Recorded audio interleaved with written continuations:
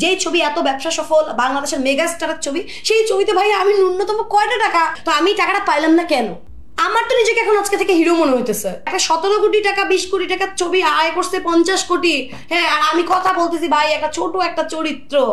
একটা হিরো বা একটা হিরোইনকে দিয়ে তো একটা সিনেমা হয় না। এই যে স্ব মানুষগুলো কাজ করতেছে এবং তারা কাজ করতেছে, তারা লাঞ্ছিত হইতেছে, টাকা পাইতেছে না, অপমান করতেছে, হ্যাঁ, তো আমি বলবো তো আসলে এরা আসল হিরো হিরোইন। আমার তো নিজেকে এখন আজকে থেকে হিরো মনে হইতেছে যে একটা 17 কোটি টাকা 20 কোটি টাকার ছবি আয় করছে 50 কোটি, হ্যাঁ, আর আমি কথা বলতেছি ভাই একটা ছোট একটা চরিত্র। এখন এটাও জানি এরপরে আমাকে কি বলবে, কাজ পায় না, তো এই জন্য এখন ডাবিং করে। ভাই আমি যেটাই করি না কেন, আমি এই বাংলাদেশের মাটিতে এই কথাটা বলতে চাই, আমি যদি আমার কোনো পারিশ্রমিক নির্ধারণ করি, আমার পারিশ্রমিক আমাকে দিয়ে যাইতে হবেই। এটা একদম একদম ইয়ে কথা। এতে যদি আমার আজকের কথার পরে লোকের বেয়াদবি মনে হয়, আমাকে মনে হয় যে কাস্ট করবে না, কেউ করবে না। আমি আজকে একটা এত বড় ছবি নিয়ে, এই যে আপনাদেরকে নিয়ে আজকে আপনাদের সাথে আমার কথা বলা উচিত ছিল একটা কাজ নিয়ে, রাইট? সেটা নিয়ে কথা বলে, যেই ছবি এত ব্যবসা সফল, বাংলাদেশের মেগা স্টারের ছবি, সেই ছবিতে ভাই আমি ন্যূনতম কয়টা টাকা, মানে এটা, তো আমি টাকাটা পাইলাম না কেন? এটা হিসাব কই? একটা ক্যারেক্টার ডাবিং করছে, তাদের হিসাব নাই, তাদের অ্যাকাউন্টস নাই, তারা কোটি কোটি টাকা দিয়ে ছবি বানাইছে, তাদের এটা ইয়েতে ছিল না যে কোন শিল্পী টাকা পাবে কোন শিল্পী টাকা পাবে না, তারা সেন্সর করে নাই ছবি। এবং এই অভিনেত্রী তো ভারতীয় অভিনেত্রী, এই অভিনেত্রী ভারতীয় অভিনেত্রী গিয়ে তো দেখি তো আমি ডাবিংটা গিয়ে করছি, তো তাহলে তাদের সেন্সর ইস্যুস ছিল না? আমার এই পুরো শরীরটা কিন্তু এই কপিরাইট আমার, যখন আমি একজন শিল্পী তখনও কিন্তু কপিরাইটটা আমার। এই কপিরাইট কিন্তু অন্য কারণ না, তার মধ্যে যদি একটা ভয়েস হয়, ক্যামেরার সামনে আনলেও বরং এটা কিছুখানি দুর্বল হয়, কারণ আমি আমার স্বইচ্ছায় ক্যামেরার সামনে কাজ করতে আসছি, আমাকে তো আর কেউ টেনে হেঁচে জানে নাই। কিন্তু ভয়েসের বিষয়টা কি, ভয়েসটা তো আমাকে গিয়ে দিতে হয়েছে, তার মানে নিশ্চয়ই কোনো একটা এগ্রিমেন্টের বেসিসে আমাকে ভয়েসটা দিতে হয়েছে। আমি প্রথমেই বলি, আমি মেহেদী হাসান হৃদয় ভাইয়ের বিরুদ্ধে কোনো অভিযোগ করিনি। তার ফোন নাম্বার আমার কাছে আছে। আমি সিনেমা রিলিজ হয়ে গেছে 4-5 মাস হয়ে যাচ্ছে, আমি এতদিন পরে এসে, হ্যাঁ, মানে আর আমি তো ইন্ডাস্ট্রিতে উড়ে এসে জুড়ে বসা মানুষটা না, আমি তো এখানকারই একজন মেয়ে, আপনাদেরই মেয়ে, রাইট? তো আমি এটা কোনোভাবেই তাকে অভিযুক্ত করিনি।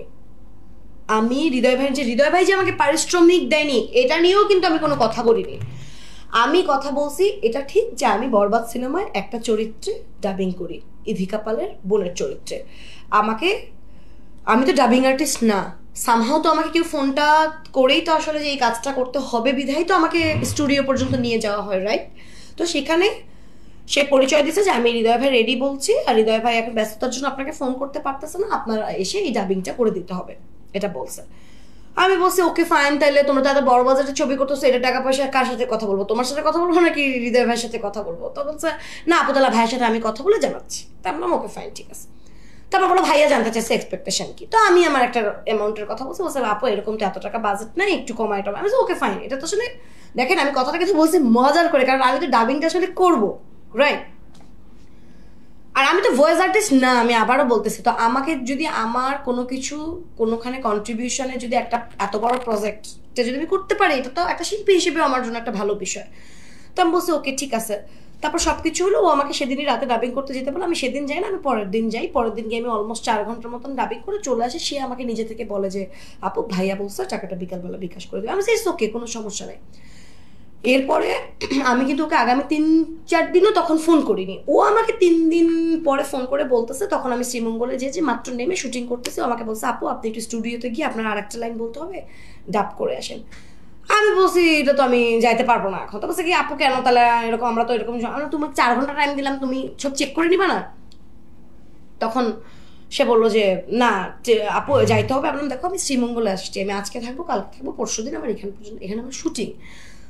সে আমাকে আউট অফ নোহেয়ার বলতেছে যে তাহলে আপনি যদি ডাবিং এর সময় আপনি যদি দায়িত্ব নিয়ে ডাবিং চান, এখন আপনাকে আমি পেমেন্ট দিব কিভাবে না কি জানি এরকম, মানে ওটা আমার এখন এক্স্যাক্টলি মনে নাই, কারণ ও যখন এইভাবে কথাটা বলছে ওটা আসলে আমার মনে থাকার কোনো, আমারও তো চরম লেভেলের ইয়ে হয়ে গেল, কারণ আমি তো শুটিংয়ে। তারপরে ফোন রাখা হয়ে গেল। আমি কিন্তু ফার্দার ওই ছেলেকে কোনোদিন ফোন দেয় নাই। আমি হৃদয় ভাইকে তখন একটা ফোন করি। হৃদয় ভাই সামহাও সিনেমা রিলিজের সময় হয়তো বা সে ফোনটা ধরতে পারে নাই, ঘটনা কিন্তু এখানে শেষ।